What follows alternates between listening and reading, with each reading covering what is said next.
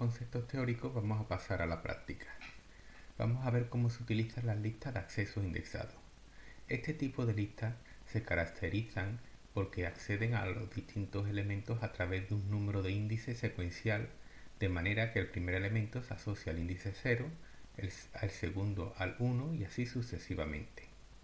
La ventaja de este tipo de listas es la rapidez y eficiencia para acceder a un elemento una vez que se sabe cuál es su índice.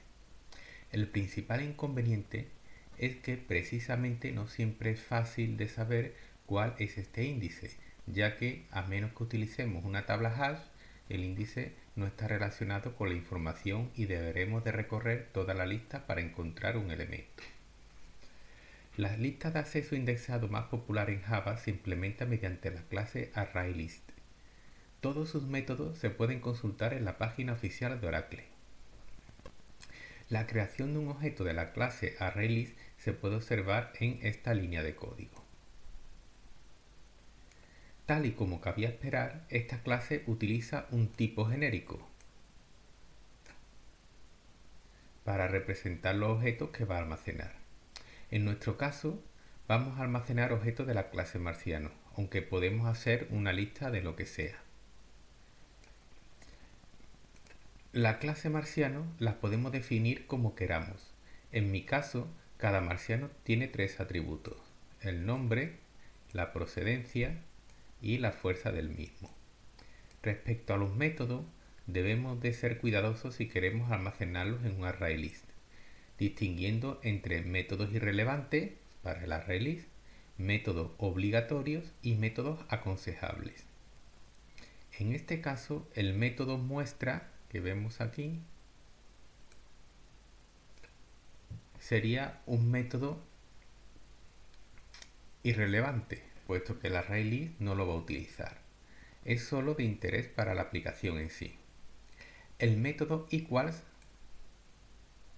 es obligatorio, ya que aunque parezca que no lo vamos a utilizar en nuestro programa, los métodos del ArrayList sí lo hacen internamente para buscar a un determinado elemento, en este caso es un marciano. Los constructores definidos para el alta, al que se le pasan pues todos los parámetros del marciano, y la consulta, al que se le pasa solamente lo que sería el atributo clave, no son obligatorios, aunque sí es aconsejable por motivos de elegancia a la hora de programar. Volviendo a la clase, a las listas, ¿vale? Si hemos tenido en cuenta las precauciones vistas para la clase almacenar, podemos realizar las principales operaciones que se suelen utilizar en una lista, como suele ser dar de alta objeto, ¿vale? Mediante el método add, pasándole por parámetro un objeto de la clase marciano.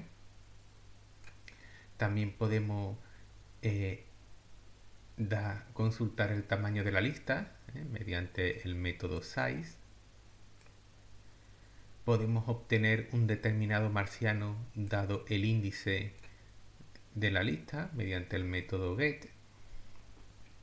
Podemos dar de baja un marciano mediante el método remove, al cual le pasamos por parámetro pues un marciano, al cual lo creamos pues utilizando su atributo clave. Para realizar la modificación en esta parte del código de aquí, hemos de hacerla en 2 pasos. Primero tenemos que obtener el índice del objeto a modificar mediante el método indexOf, al que se le pasa a un marciano solo con los atributos de la clase. Y en INX pues obtenemos pues el índice de dicho elemento. Este método internamente también utiliza el método equals de marciano.